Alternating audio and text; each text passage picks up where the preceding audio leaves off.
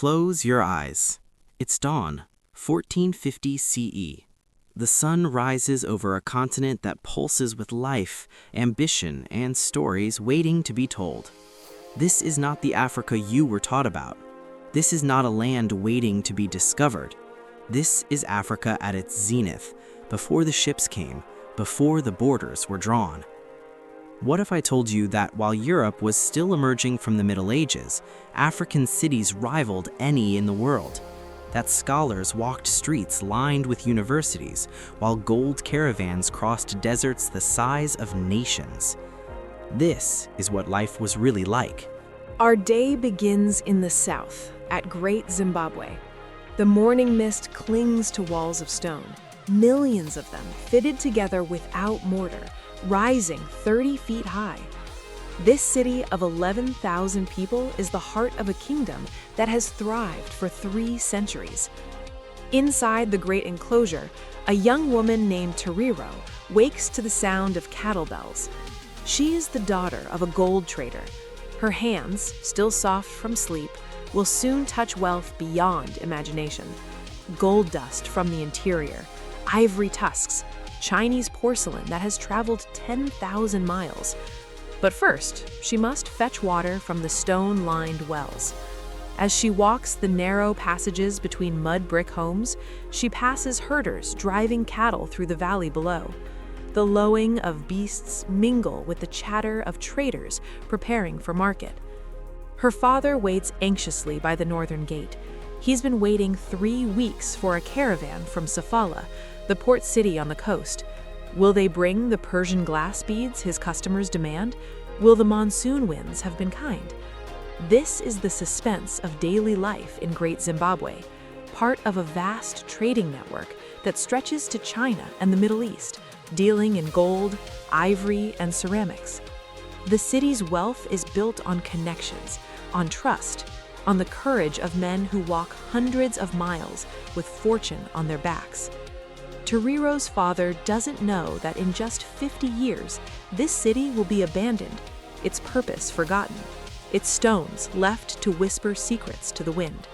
But for now, in this moment, Great Zimbabwe is eternal. The sun climbs higher, and we travel northwest, across savanna and desert, to the city of Timbuktu in the Mali Empire. It is the early 1400s, and Timbuktu is the jewel of West Africa. The air smells of dust and ink.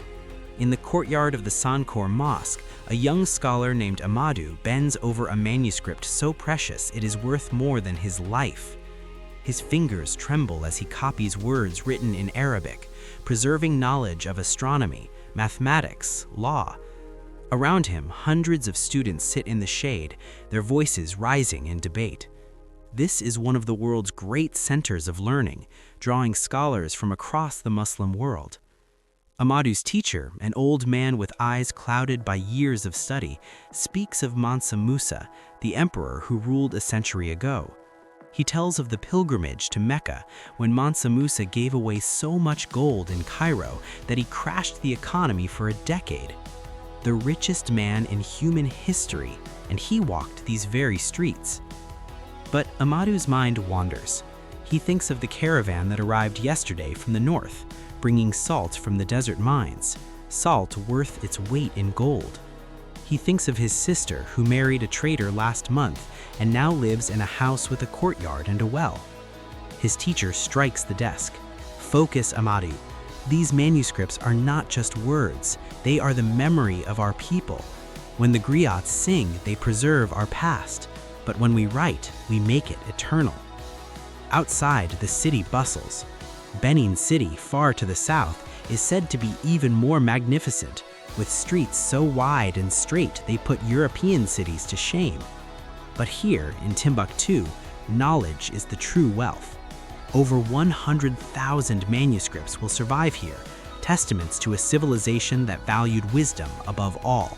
We follow the sun west and south into the rainforest to Benin City in what is now Nigeria. It is the 1500s, and this city is a marvel. Wide streets illuminated by metal lamps at night stretch for miles. The houses are painted in brilliant colors, their walls decorated with plaques of brass and bronze that tell the history of the kingdom. A craftsman named Ehi works in the Bronze Guild. His hands, scarred from years of labor, shape metal using the lost wax technique, a process so sophisticated that European artists will spend centuries trying to replicate it. He is creating a plaque for the Oba's palace, depicting a scene from the kingdom's history, a great battle, a royal procession, the arrival of Portuguese traders with their strange ships and stranger customs. Ehi's son watches, eager to learn. "Father," he asks, "will our city last forever?" Ehi pauses, his hammer suspended in midair. He thinks of the massive walls that surround the city, walls so large they can be seen from space, requiring more material than the Great Pyramid of Egypt. He thinks of the organized streets, the clean water systems, the markets filled with goods from across Africa and beyond. "I do not know, son," he says honestly, "but what we create today will outlive us. The bronze will not rust. The stories will not fade." Daily life here is orderly, structured. The city is divided into guilds, each with its own quarter. Farmers bring yams and palm oil from the surrounding countryside. Traders sell textiles dyed in colors unknown in Europe. The air hums with conversation in a dozen languages. But there is tension. The Portuguese have been coming more frequently, their ships appearing on the horizon like wooden islands. They bring new goods, new ideas, new dangers. Ehi doesn't know that in 400 years, his city will be burned to the ground, its treasures scattered across the world. But for now, Benin City stands proud, a testament to African innovation and power. As the sun begins its descent, we race east to the coast where Africa meets the Indian Ocean. It is the 1400s in Kilwa, one of the great Swahili city-states. The tide is coming in, and with it, the dhows, sailboats with triangular lateen sails, their hulls loaded with spices from India, silk from China, gold from Zimbabwe. A merchant named Salima stands on the coral stone quay, her eyes scanning the horizon. She is waiting for her husband's ship. He left 6 months ago, riding the monsoon winds to Madagascar, then to the Arabian Peninsula. Will he return with the cargo that will make their fortune, or has the ocean claimed him, as it has claimed so many? The Swahili Coast is a place of fusion, where African, Arab, Persian, and Indian cultures blend into something new entirely. The stone houses rise 3 and 4 stories high, their walls painted in brilliant colors, their mirrors decorated with niches for ceramic plates by arriving ships from various parts of the world. The call to prayer echoes from minarets, mingling with the cries of fishmongers and the laughter of children. Salima's neighbor, an old woman who has lived through 20 monsoon seasons, places a hand on her shoulder. She says, "The winds will bring him home. They always do." But Salima knows the truth. The Indian Ocean trade is lucrative but deadly.